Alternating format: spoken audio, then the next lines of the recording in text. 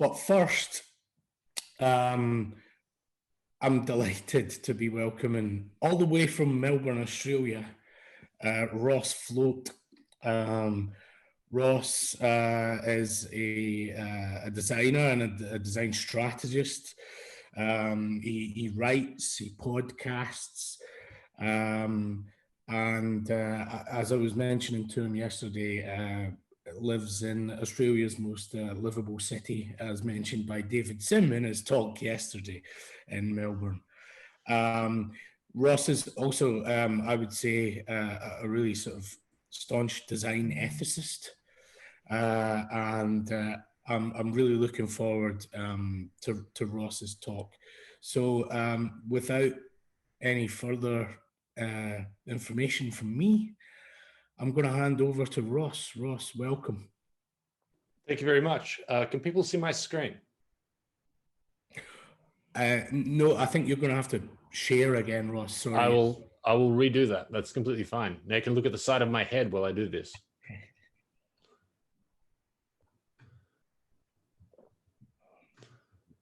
How about now?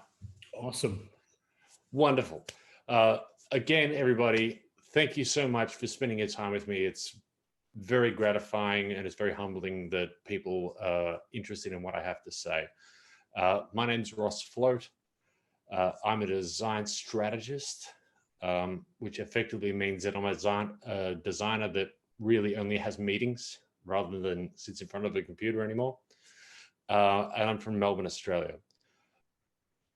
I come from this particular city. I'm currently standing in Thornbury. The city is called Melbourne. And the traditional name of this place is called Naarm. Naarm is the name that the Wurundjeri people called Melbourne. And I acknowledge their elders, past, present, and emerging, as custodians of this place. Now, I need to give you a couple of warnings. And there's a few of them that have to come with this particular talk. I'm going to jump through it pretty quickly. But the first one is that I can't get past this. You're going to have half an hour or 40 minutes of an old white guy talking. I'm very gratified that when I've looked at the speakers list for this particular school that you're doing, it's not all old white guys, but this one is one, and I apologize for that. The next one is that I use every single bad transition and bad animation that Keynote has to offer, and I only do it because it amuses me. So I apologize for that in advance, but you're just going to have to get ready for some bouncing type and some stuff that's on fire. It just gives me a tiny bit of glee every time I do it. I'm going to use some Australianisms. I have an unusual Australian accent, but also I'm Australian, so I'll probably swear a couple of times. I'll try and keep that to a minimum, but it's going to happen. The talk itself may be a little bit hard to follow because I'm trying to thread a few things together and at the end hope that they're all tied up in a bow. But there's a lot of backwardsing and forwardsing about it. So please bear with me. And the next one is Keynote has no kerning control. So I understand that the apostrophes like get slammed up against the letter R, all that sort of stuff. Please don't drag me for that. It's not my fault. Now, the other thing I want to say is, like friend to friend, I understand that most of you are in Scotland right now and you're going through a pretty harsh lockdown. And we have just done that ourselves and it's been quite difficult. And there's no doubt about it that it absolutely sucks. I think this year or in 2020 to be 267 days of not being able to leave our house for more than an hour. And it's absolutely terrible. So I'm with you on that, but you will get through it. It's something that will happen. You will go through it, there will be difficult times, but be able to get to the other end of it. I've already been through this particular part, so I don't know why I put that down there twice. But take care of the people who are around you. Okay, you know who your people are. So please do whatever you can to just check in on your friends, check in on your family, make phone calls you otherwise wouldn't make. Please do that because it makes a huge difference. So, when I was first taught to speak to people about things, I was taught that there were 3 things that you needed to explain to people when you had a new idea or a concept that you wanted to bring across. And they're pretty straightforward. The first one is, who the hell are you? Like, literally, what's your name? Where are you from? Who are your people? Why do I care? What's that? So that's the first of the 3 points. The second thing is, what on earth do you have to say? What is it that you're trying to convince me of? And the third one is, why should I believe you? And over the course of however much time I have, I'm going to try and thread these things together. And at the end of it, if I haven't, drag me and tell me what I've done wrong, because I'd like to learn. So the who the hell am I? This is what I looked like before the pandemic. Beard wasn't 3 feet long. I actually had a nice haircut. I was pretty comfortable in life. Everything was going fantastic. But the reason that you probably haven't heard of me before, and I expect most of you haven't, is because I come from the other side of the planet. This is the last time I flew home from Glasgow. And this is not a lie. This is how long it took me to get home from Glasgow. So I went from Glasgow to London. Then I went from London to Dubai. Then from Dubai to Singapore. Then Singapore to Brisbane, which is terrible. And after that, I came back to Melbourne. So I literally live on the other side of the planet from you.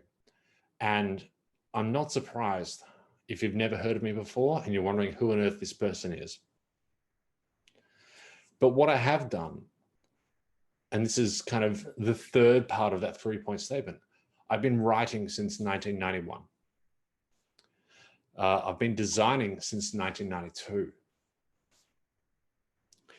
I designed my first website, believe it or not, in 1995, and I did it in simple text, which was terrible, but I did it. I spent 20 years running a couple of different design agencies. I'm currently an independent design strategist. And as I said before, a design strategist is really a designer who goes to meetings rather than sits in front of a computer. My job is to bring into alignment the things that organizations want and people need. That's what I do. I've been an ethicist at my state's biggest research hospital for the past 15 years. I believe intensely in the power of community. And I lost 10 kilograms this year going through COVID, just because I couldn't leave the house and do exercise. So that's a pretty good rundown of who I am and what I've done. I've got one particular superpower, and it's a weird one. And it's that I'm able to become interested. Oh, there it is. I can become interested in anything. I can also keep pressing this iPad button until it does something. Come on, you said you were going to be there. I can become interested in anything. And this is something that I think the designers need to learn. Okay? There is not a single project that I've ever been asked to work upon that I haven't been able to become interested in. And the ability to become interested in the things you're working upon makes one valuable, makes one able to actually pull the levers of the things that we work on.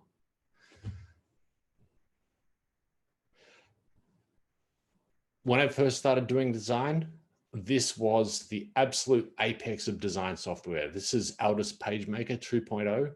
I used to design broadsheet newspapers on this. If you have a look at it, you can see how primitive it is.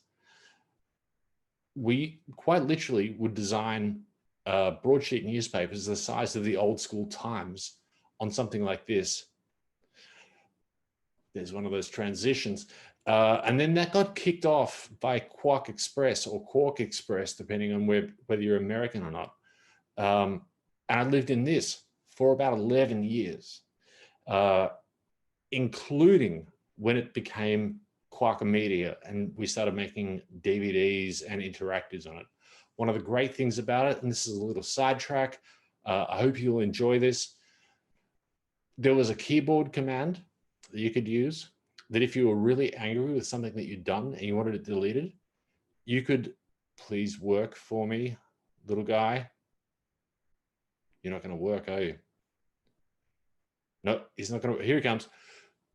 You could select an item, and then this little person, here it comes, and I think it's a him, it could be a they, would come across and shoot a laser at what you'd done and delete it. It was great. I lived in this software for years.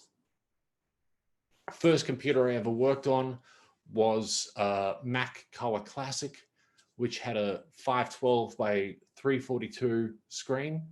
The phone that's currently in my pocket has 4 times the resolution, about 100 times the processing power, and about the same size screen. So things have changed an enormous amount over the course of my career. This is the first Mac that I ever bought. In Australian dollars when I bought it, because I work nights every night of the week, this cost me about 12,000 Australian dollars in 1995. The fact that we no longer have to spend enormous amounts of money has been a democratizing effect in design. It's been fantastic. There's been a lot of things that have changed, but also a lot of other things have changed. It's not just the tech. Fortunately, the spectrum, the look, the complete way that our industry is fulfilled has become different. When I first worked, I worked with no people of color, no people who are openly identifying as gay or on the spectrum or anything else. Everybody who was above me was what I am now, like an old white guy. And that is now changing, and it's changing for the better. And I hope that we can continue to make that better, and I hope that you will all join me in trying to make sure that we make that take place. The other thing that's taken place is that some designers have become household names. Only old white guys, only people who only frown, and only people who never smile. So you get you got your Johnny Ive, and you've got your Mark Newsom, and a couple of other people, but really not that many. But still, people know who designers are now and understand the value of design. More importantly, we got a seat at the table. We've been asking for ever and ever to get a seat at the table, that we would be allowed, that we would be able to go to the meetings where the decisions were made and have an influence in those decisions. And what I worry about, and I worry about it a lot, is that we've pissed that up against the wall. That we got a seat at the table and then we just sat there with our mouths shut.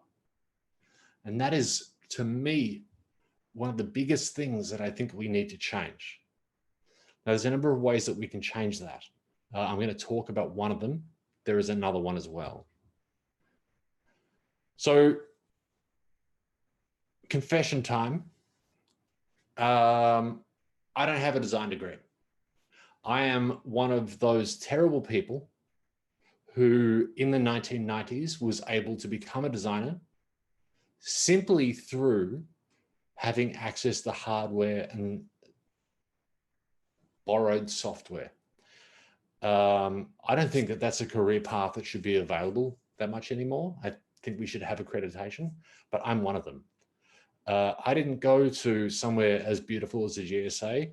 I went to this ridiculous place. This is RMIT University in Melbourne, Australia. If you have a look at it, this is building 8. It's the first building that was built to look out onto the city. And it looks like 2 transformers have been blocked into the building by a whole bunch of Lego. It is absolutely atrocious. I was there when this was built, and the buildings that were there beforehand were Victorian beauty, and this is garbage.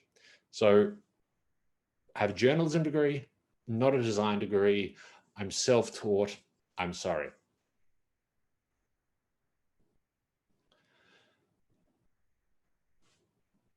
I'm an autodidact.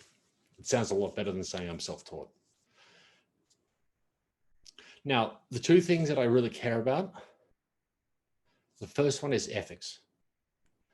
Design ethics, as our profession increases in its value, as our profession becomes more important to the world around us, as we continue to build new things, ethics are tremendously important, and we need to have a solid set of ethics. And fortunately, my friend Mike Montero, who I believe is talking to you tomorrow, he's got it covered. Like, I know Mike really well. We're reasonably good friends. I think he owes me $50, but we're reasonably good friends, but he's got it covered. The ethics stuff is covered. What I care about is something different. What I care about is engagement. What I worry about is that designers only care about design stuff. So when I talk about engagement, I'm not talking about all of this stuff. I'm not talking about NPS. I'm not talking about time spent on site. I'm not talking about abandoned carts. I'm not talking about any of the key performance indexes or indices that your bosses might care about. These are not the things that I talk about when I talk about engagement. What I care about is that we as designers are engaged in the world in which we live. I believe that design is a process of synthesis. Steve Jobs had a great quote about this, but because I have a massive ego, I will never use a Steve Jobs quote in any of my talks. So instead, let's go to somebody better, like E.M. Forster. E.M. Forster in Howard's End used this phrase, only connect.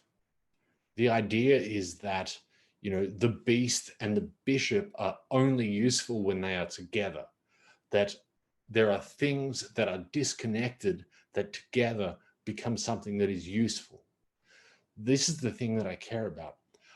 I don't believe, and maybe you do, and maybe you are one of these very rare people, but I don't believe that very, very many of us ever get to come up with something unique.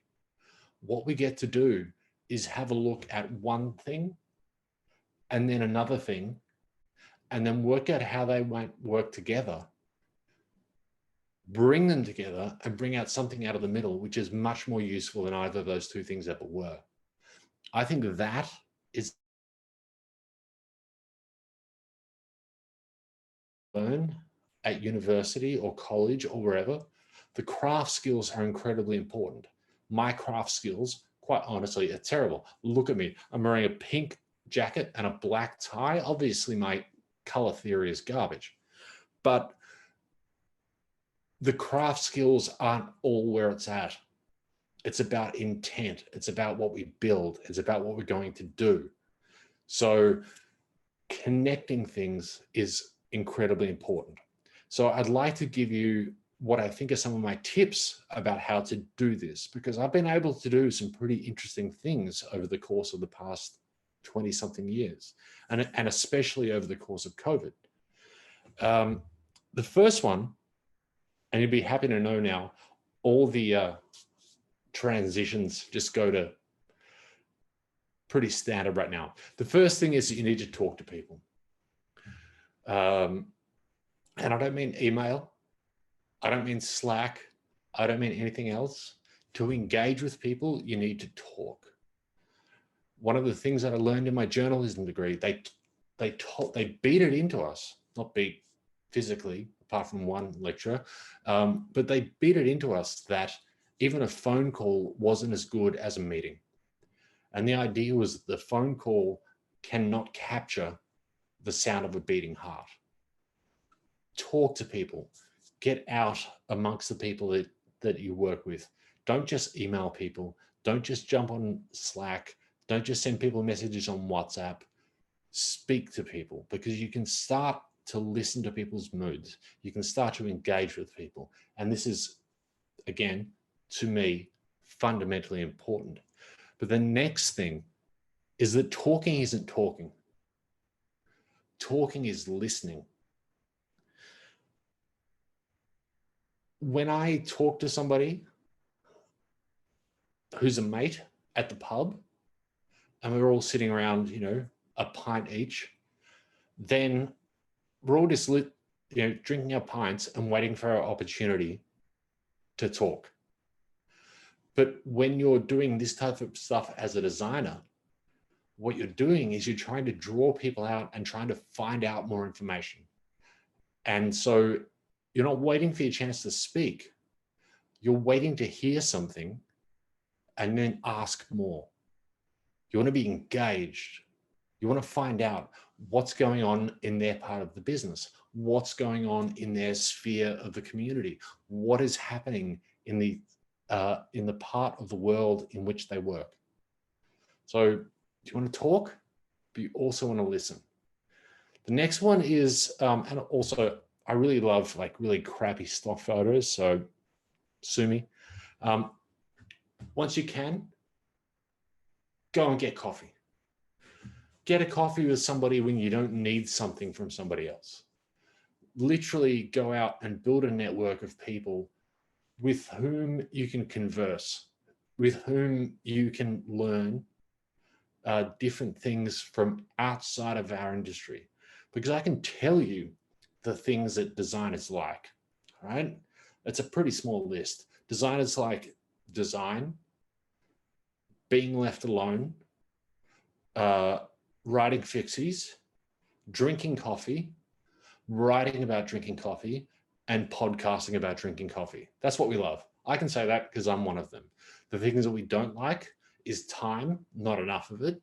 Time, don't know when the deadline is. Budget, not enough. Clients, they're annoying.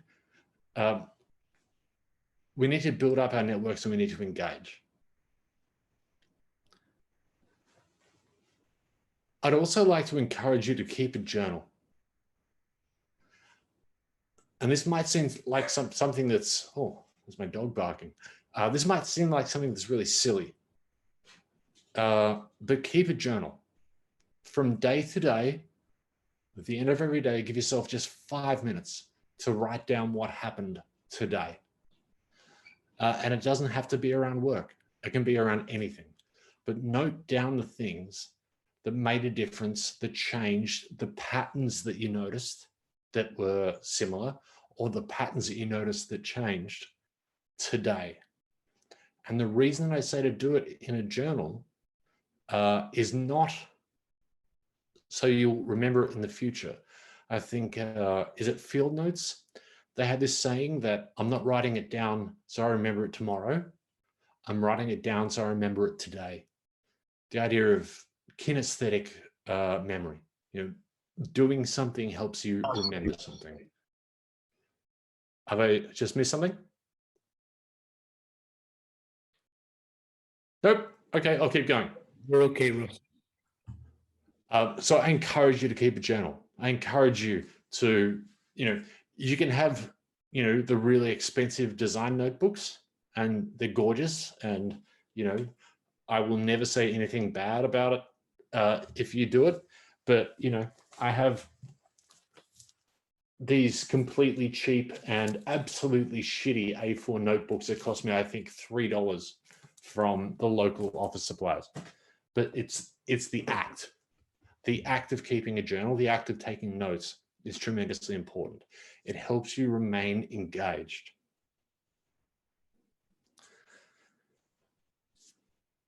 Do other shit. Like, do a lot of other stuff. I've been reviewing designers' portfolios, and I've been interviewing designers now since I think the first time I had the opportunity to review a designer's portfolio was about 1996.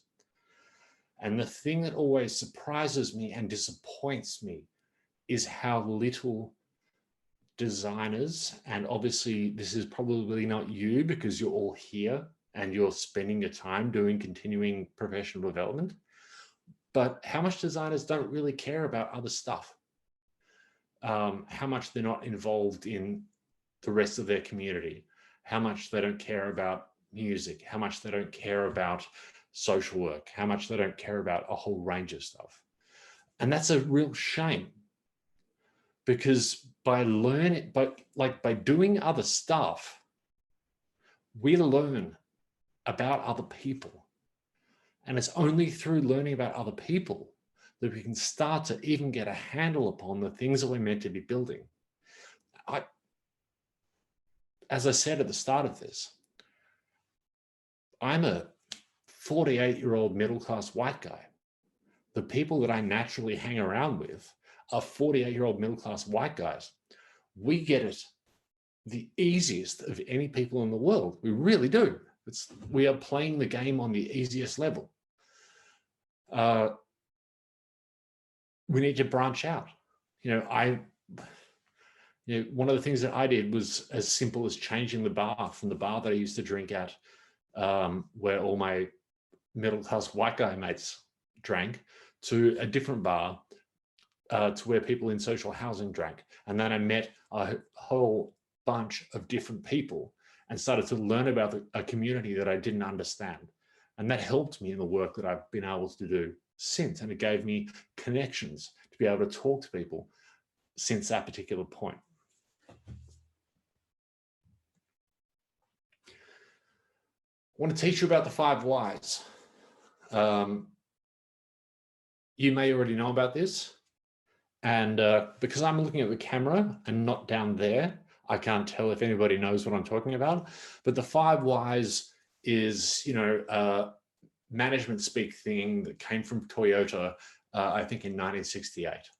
And the idea of the 5 whys is that somebody will come to you with a problem and they will express it as the end result of the problem, but it almost never is. I think the archetypal idea is, my car won't start. Why? I put the key in the ignition and nothing happens. Why? Well, the battery seems to be flat. Why? Because the alternator obviously isn't charging the battery. Why? Because the alternator battery is stripped. Okay, so now we've got to the fundament of the problem. That might seem like a really simple and idiotic thing to talk about, but I had an example of this last year when I was doing some consulting for an organization at the start of COVID that is Australia's biggest retailer of goods and services for people who are about to or who have recently had children. And obviously they needed to move everything to online because we were completely locked down. And so I was helping them to revamp their entire store. Please don't ever build anything on Magento in your entire life. But I was doing that, and I went through it all, and there was 10 postcodes. 10 postcodes, 10 zip codes, whatever you call them where you're from, that they did not serve. Now, one of them made sense because it was Antarctica. Fair enough. Australian Antarctic territory. They're probably not having any babies down there. But the others were not. The others were remote indigenous communities. And so I went through the process of asking why. Why don't we send these things to Nhulunbuy? Oh, because Australia Post doesn't go there. Why doesn't Australia Post go there? We don't know. So I then looked around and found out that Australia Post has gone there for the past 10 years. It had just been that nobody had been asking the why. And so the power of asking why is important. And it's easy for me as a middle-class white guy to ask those questions because nobody never expects me to not be in a room. But asking the questions and asking people to be able to justify the decisions that come around that is tremendously important. And what happened is that we changed that over the course of this year. One of the most remote communities in Australia, which has one of the highest fertility rates in the country, was able to get baby formula and thermometers and nappies and things like that delivered solely because I said, why? I've already kind of been through this one, which is pick up the phone.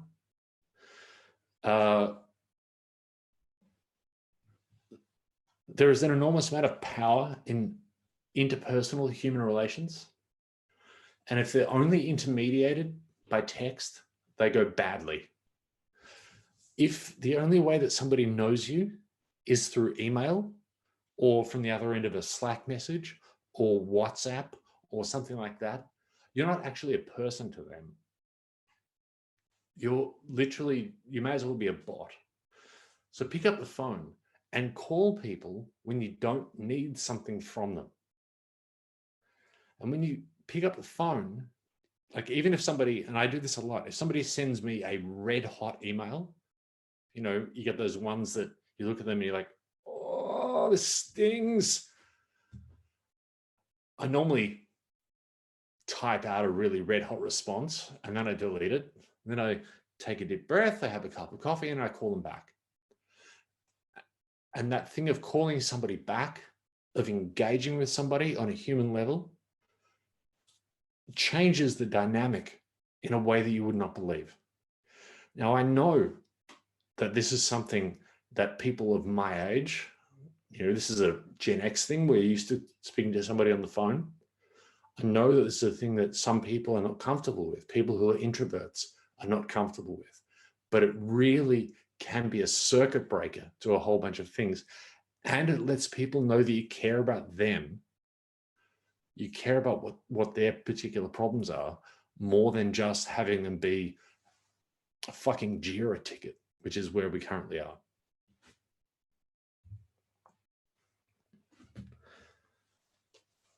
Please, I beg you, for some part of your day, take your headphones off. We live in an hermetically sealed society at the moment where one leaves one's front door with our AirPods in or our cans on top, and then we go to get the tram or the bus or the train, then we go to work, and we don't hear anybody. We live in our own little bubble for a long time until we get to work. We take them off, we make our coffee, and then we put them back on. We don't get to experience the hustle and bustle of human life. We don't get to experience and hear the things that are really important. And this to me matters because we are the people who are going to be building the things that affect the lives of everybody else. When we build a shopping cart on a website, when we build an app, for God's sake, I built a thing this year that was around virtual funerals. We need to have an understanding of what our fellow citizens are listening to, going through, what they're talking about. Now, I'm not saying that you shouldn't you should have your headphones off all the time. because, you know, it's nice to listen to whatever music you like, but not all the time. Just take the time to listen. It's like the old thing, smell the roses. Please do it. I also want you to notice everything. The world has patterns and anti-patterns. Okay? If you think about it, you'll realize it, that there are things that work the same way all the time, and there are things that once they break, it changes everything for everybody. When I was at journalism school, I had a lecturer whom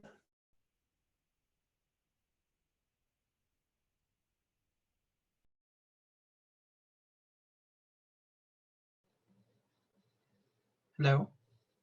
Oh, we Hello? might have Yeah. we might have lost your sound, Ross. So How am I now? oh yeah, no, that's fine. Yeah, okay, cool. Yeah, I don't know what happened there, but What's the last thing you heard me talk about? Sitting in the bath with the rubber duck?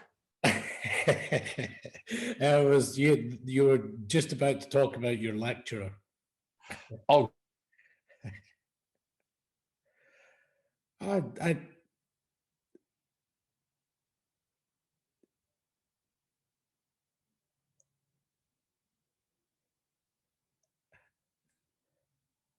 has it happened again?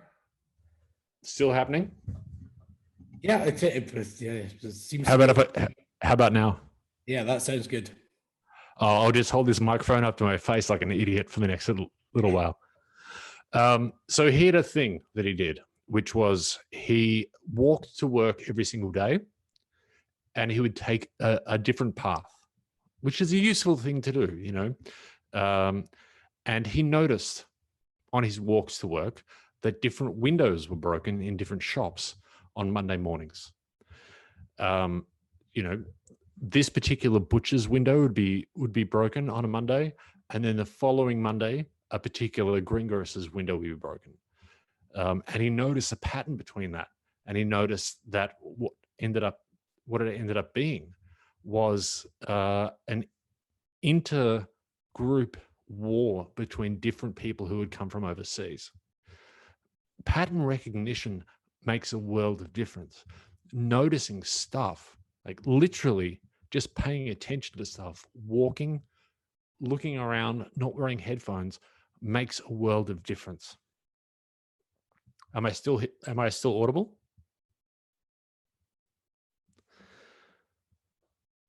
Yeah, sorry. Yeah, I muted No worries. myself again. You've only got 2 more slides from me, so thank you very much for your patience. The next thing I want to tell you is that your comfort zone sucks. The things that you're comfortable with, the people that you're comfortable with, these are things that are not helping you to make the world a better place.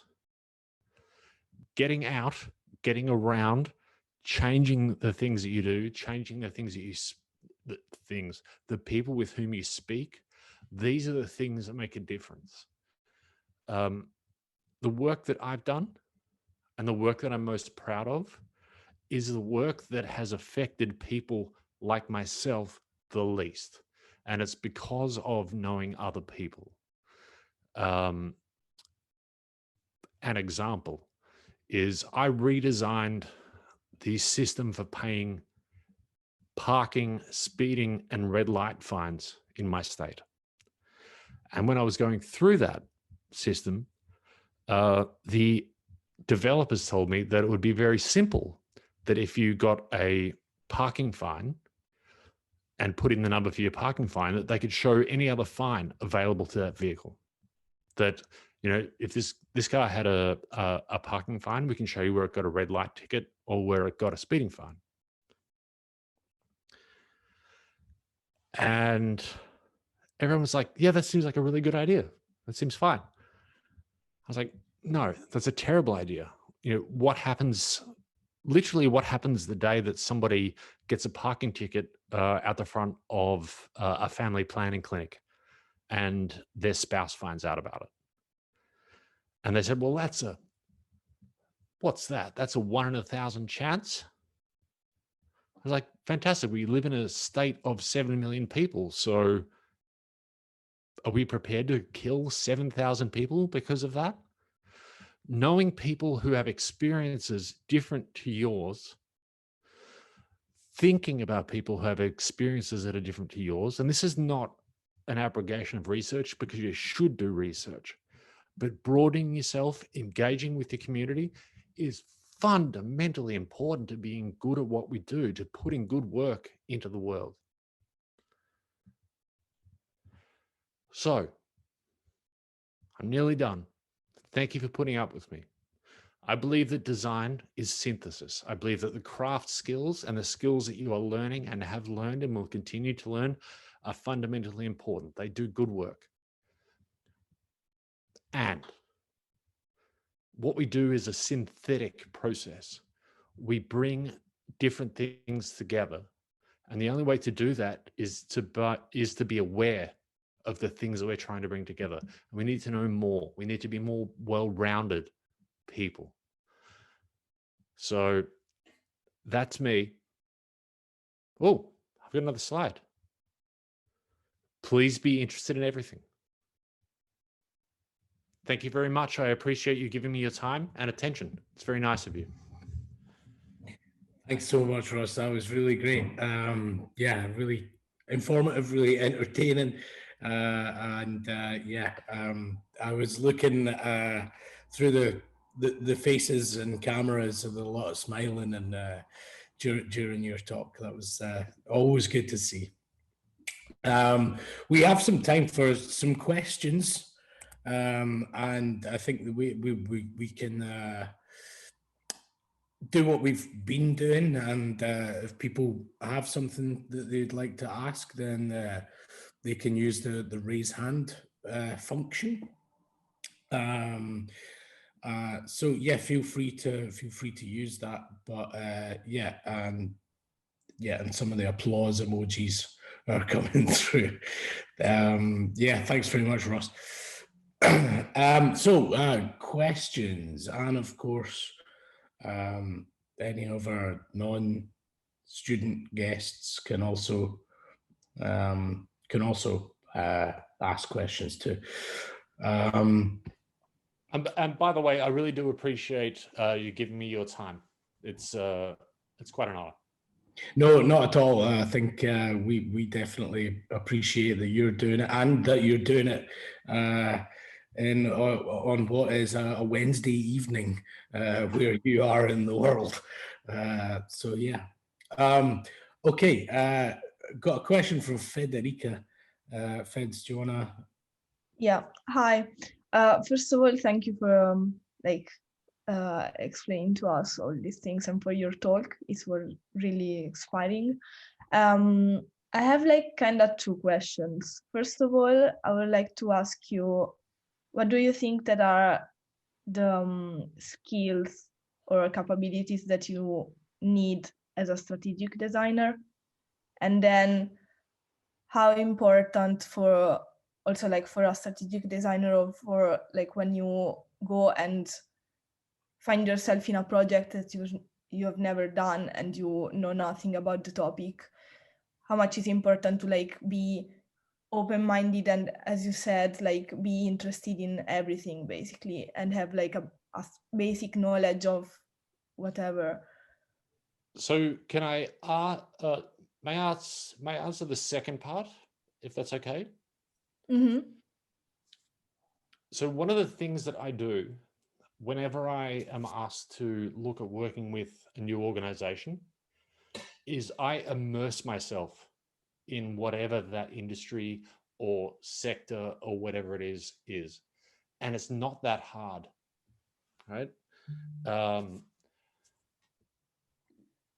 When I went to work for this, when I went to do this consulting for this baby company, which I was doing last year, the first thing I did was read their first 3 annual reports. And then I subscribed to the email newsletters of all their competitors. And I did the same thing for their like businesses overseas. And I just read that stuff. You immerse yourself in it, and it puts you in a position where you're able to, at least when you're asked to come to the table, have something to say. It's not super interesting, and I've got examples of where it's terrible. I once upon a time used to design the in-flight magazine for Qantas, for Australia's biggest airline, and I did something bad and I got fired.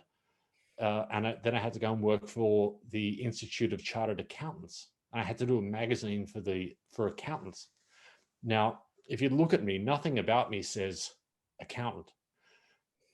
But I decided to find out all the things that were interesting, just to talk to people who are in that industry and find out what was important to them. So I think that what we need to do, as people who want to have our hands on the levers and to have influence, we need to learn. We need to do it all the time. What was the first part of your question? Sorry, I muted myself. No, the other part of the question here was like, if you can tell us like the skills or capabilities that you need to be a strategic designer. So what you think that it's important to have, like to... Honestly, I think it's curiosity. I think one needs to be curious and professionally curious. When one looks at organizations, especially businesses, they want one thing. All businesses essentially want one particular thing, and that thing is more, right? They want more money. They want more shareholder value. They want, more people coming through the turnstiles. That stuff is easy, right? The answer is always more from that side of the table. The other thing is trying to work out what is it that people want when they're interacting with those organizations. And so that requires you to do research. Now, because I did a journalism degree, that's innate to me. But it's literally become interested and be able to be interested in anything. It's really the point of what I was hoping to get across, that we need to, as a profession, if we want to have some kind of effect on the world and to create things that are of use, we can't just be picking up JIRA tickets. We need to be able to be sitting at the table and saying, no, I'm not sure that's right. An example, again, from this baby company this year, when we went into lockdown, I think it was like March 21 this year, everybody started stockpiling toilet paper, right? Which I'm sure has happened where you live. Everybody just went out and looted the stores for toilet paper. And I got in touch with the business and went, what are we doing to make sure that people don't panic buy nappies and formula and thermometers? And they hadn't thought about it. And they said, why would people do that? And I said, well, because the Australian Bureau of Statistics says that every year we have 350,000 live births, which means that right now there are 30,000 women who are about to give birth in the next month, and there are 30,000 women who have given birth in the last month, and people are going to start panicking. The only reason that I knew that is because when I started to work for them, I was just like, all right, I don't have kids. I don't have the phrase, I don't have a dog in this fight, but I want to know everything about it. And so I found out. So it's professional curiosity. It's just spending the extra 10 minutes to learn a little bit about what you're working on. Does that answer your question? Yeah, thank you. Thank you. Thanks, Federica, and thanks for the answer, the response, Ross. Farzan, have you got something that you would like to ask? Yeah, hello, thanks for the talks. My question is about 5 whys. Yep. And the thing is, you mentioned that with questioning some problems, you could manage to solve something actually. my question is, what if the system doesn't let you ask why? And just even if you question something, you don't get the chance to make a change. And yeah. So this is something, and I freely acknowledge it. This is something that comes from privilege, because apart from the fact that I'm wearing a pink suit, people normally expect somebody like me to be in a boardroom. Okay, so I'm able to ask why. But there's also a process of being able to become not embarrassed about not knowing. There are some systems, there are some processes, and there are some systems and organizations that you can't fix and you can't help. I have been involved in some and I've walked away from them. But it's a reasonable way to start. Have you got an example of something? Yes, example is the country that I'm from, and it's Iran, and we have the worst political system on earth, I would say. So it's like total dictatorships. Like we can ask 5 million whys, and they say we don't care. Like, just you can question everything, and you want to fix things. And I'm thinking about not just in a big scale and all over the country, but even in small scales. Like, it's not easy to fix things, even if you want, even if people want so badly to fix it. So if I were to ask you the same question, so let's say that I come from a country that had similar issues. How would you recommend that I do it? Okay, it's a good question. Yeah, it's difficult to just put myself in another position, like living in a democratic country and like giving advice to someone who... And having a fantastic beard as well. Oh yeah, yeah, definitely. Yeah, grew up beard because Is there a way that you can do it in a subtle manner, or is it even too challenging for that?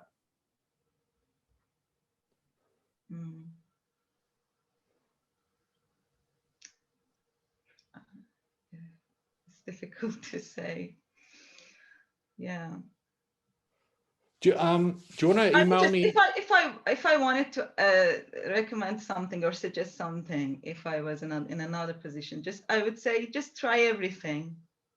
Try everything you can. But don't put yourself in danger, but keep asking questions, even if there's no way to solve stuff, but you keep asking questions and never stop. I would say that. And is there a way that you can do that without putting yourself in danger? Like that you can ask questions that don't seem like they're tugging at the fabric of society? I would say do it in small communities.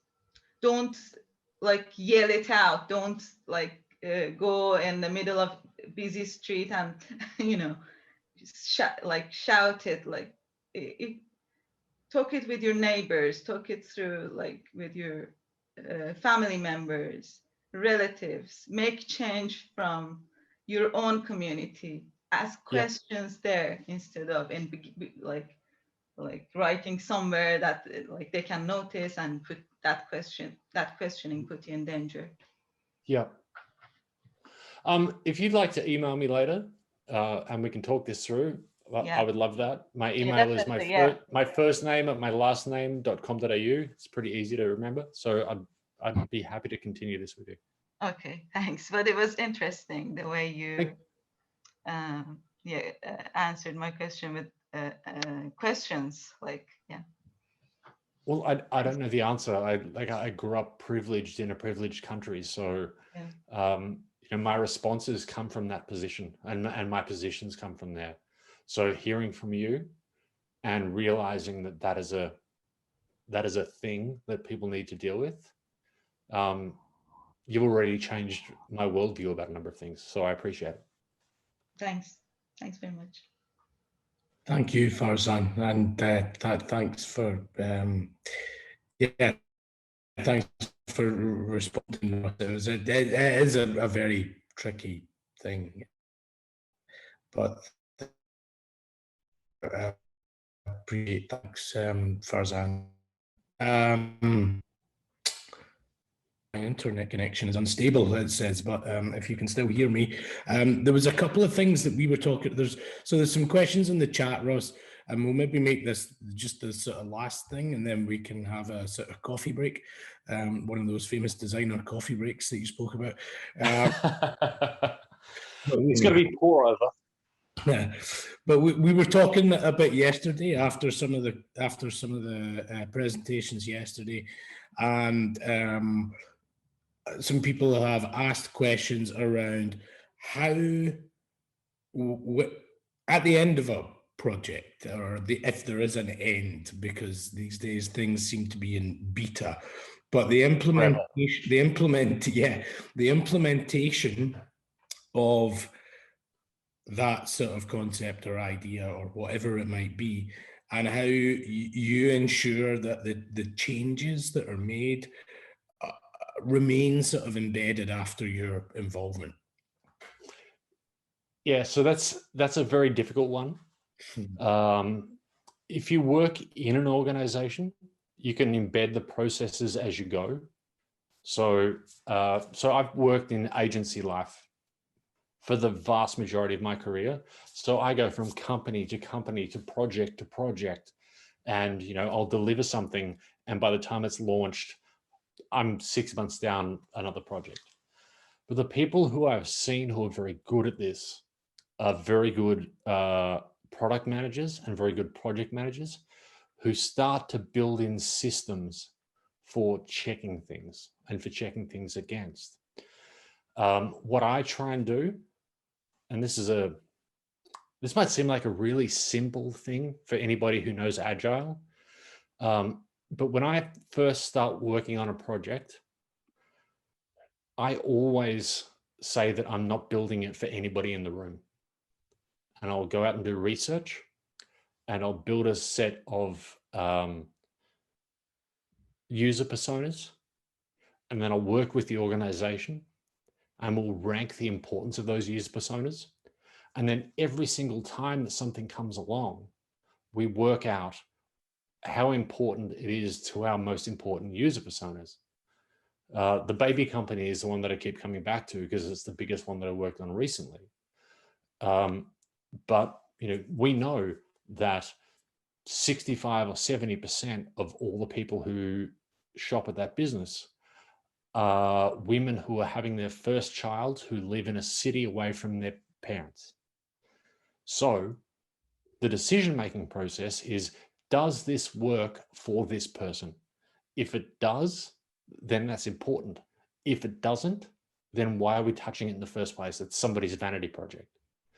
Building up those types of things, I believe, is useful and important and is something you can embed.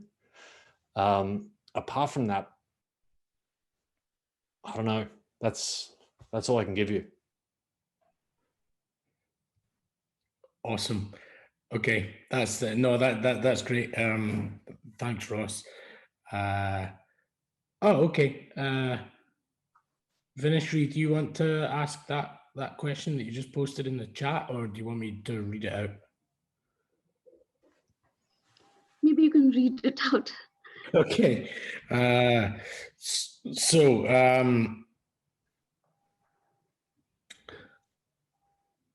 I'll just read it out. So Vinishri is saying she's never experienced any lack of privileges, and she's used to voicing her rights. So she's wondering what is.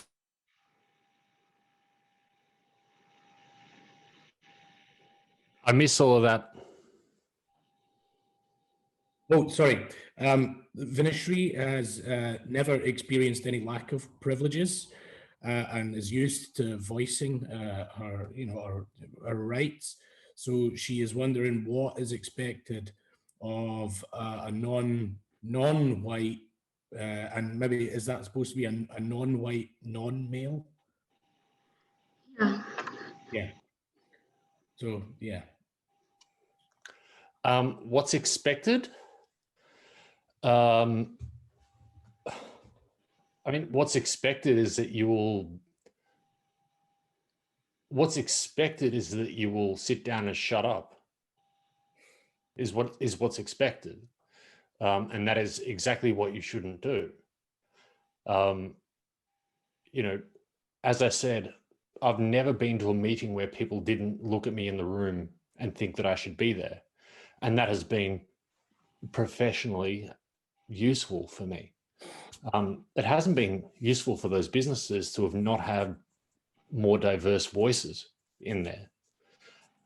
So if what you're asking is, and please tell me if I'm getting this wrong, if what you're asking is, as a person who is confident,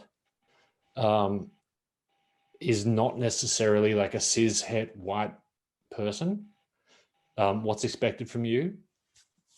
Your best, your absolute best at all times. Same as all of us. Yeah, I think that's I think that's a really good answer to that question, Ross. Yeah. Thanks a lot. Sorry, was that a useful answer, or did I Oh, yes, sidestep? it definitely makes sense because,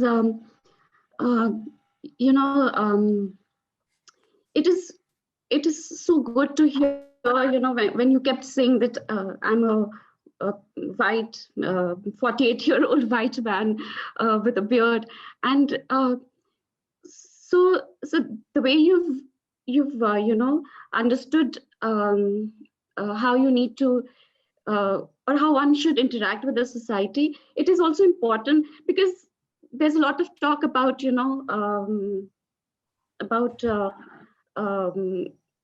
what Mike Monteiro has written in his book about ethics, that, how everything is being ruled by white men across. So I come as a very confident person, and I'm used to voicing myself.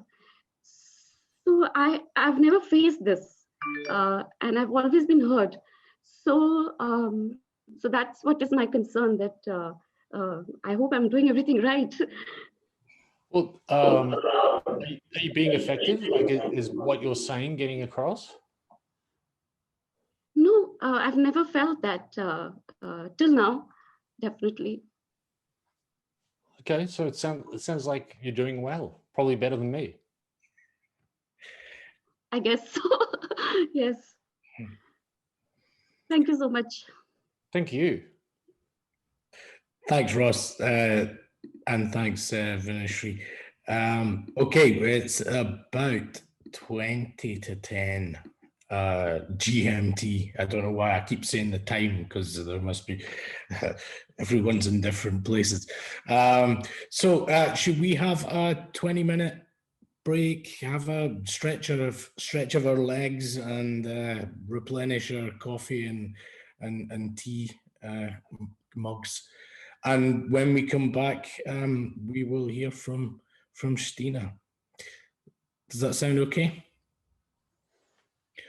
Okay, great, and thank you very much again to Ross. Ross, I don't know if you're gonna join us, or whether. Yeah, I might come back. Okay, awesome. I'm gonna have some dinner. Cool. Okay, but thank you very much again. Thank you, and thank you all for joining me. I really appreciate your time and attention. Okay, I'll see you back here just before, well, in 20 minutes, let's say, so that I stop saying what time it is.